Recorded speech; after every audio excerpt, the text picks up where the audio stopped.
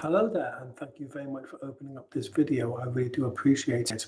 Now, today, like many other days, many other days previously, the mainstream media has been dominated by the stupidity of the activities of Insulate Britain. And to my mind, I think they should be banned. They are, to me, just as bad as Extinction Rebellion, and to my mind, they are just as bad as terrorists. The simple reason being, I cannot believe how they were so stupid and heartless to actually stop a young lady getting to see her elderly mother in a hospital. It's almost as bad as seeing Extinction Rebellion block an ambulance trying to get to hospital, and another time when Extinction Rebellion stopped a young man from seeing his father, who was at death's door, stopping and getting to see his last moments. Now, blocking the main arteries, the main routes into London, I think is stupid to say the very least. Now, let's compare this to the behaviour of the crowds that marched with Mahatma Gandhi. And I can speak here with quite some authority because I am the great-great-grandson of somebody who marched with Mahatma Gandhi, who actually introduced him on stage. Now, the rules of Gandhi's protest against British rule were very simple. You take nothing but photographs, leave nothing but footprints, kill nothing but time. On an organised march, your hands were to be kept by your sides, no obscenities shouted, no litter was to be dropped. Garlands of flowers would be put around the police of the soldiers who were marshalling the event, and basically everything had to be peaceful. At the end, they sang God Save the King, which was the national anthem of the UK at the time. Hindu, Sikh, Buddhist, Christian, Muslim, and Jew stood side by side. And at the end, you had to shake hands with the person at the front, back, left, and right of you, and turn around and go home. That simple.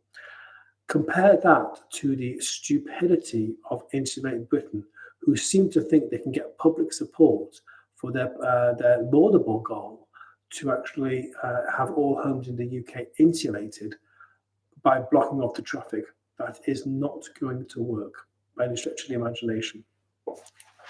Now, I'm a fitness trainer, and I actually, when my clients sign up with me, I actually give them a fact sheet on how to reduce their gas and electricity bills and reduce their fuel use. Now, you might be asking, why would a fitness trainer do that? Well, the number one cause of obesity is poverty, and I've talked about this in various blogs. And the second commonest reason for people not to hire me is to say, well, they can't afford me. So I make more money affordable that way. And the simple reason being is that, consider this, if they were to help people save on their energy use, nobody would thank them more than the Minister for Energy. The simple reason, have you ever thought of the cost of building power stations? It's more expensive than you can imagine. Now, if you look below, you can see a fact sheet. You'll see a link to a fact sheet showing how I reduced my energy bills from £161 a month to £101 a month, and I halved my petrol use. Now, there's no reason why everyone else can't do that. Now, let me give you a couple of examples of things that they should be doing. Let me give you an example. I presume that you have a mobile phone.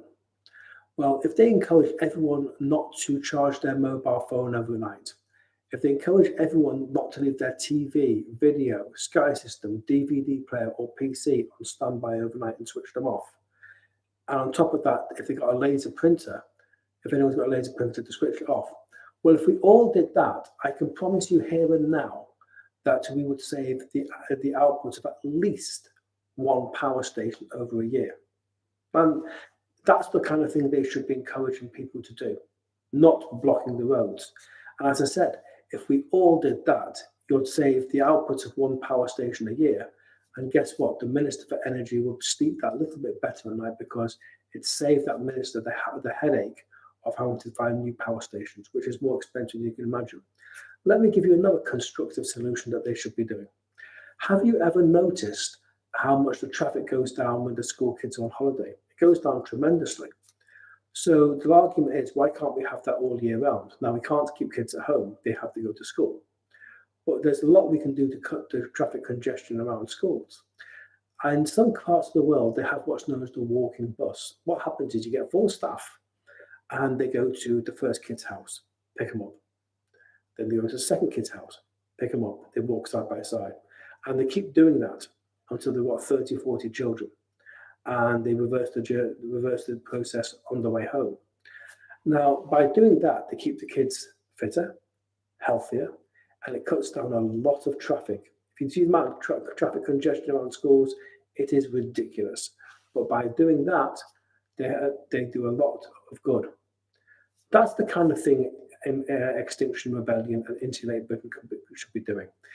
Put it this way: if we could do this in every kindergarten school and every junior school in the country, we'd make a tremendous difference to our traffic congestion. But why haven't Insulate Britain done this? Why haven't Extinction Rebellion done this? It would be far more constructive. They get a lot more public support, and I dare say it, they get a lot of support from Her Majesty's government. So what I'd like you to do is like and subscribe to this video channel of mine. I give out lots of great information like this. Please give your comments down below. If you look down below, you'll also see the links to the fact sheets I've given you. Thank you very much for your time. I'll speak to you soon. Stay safe. Bye-bye.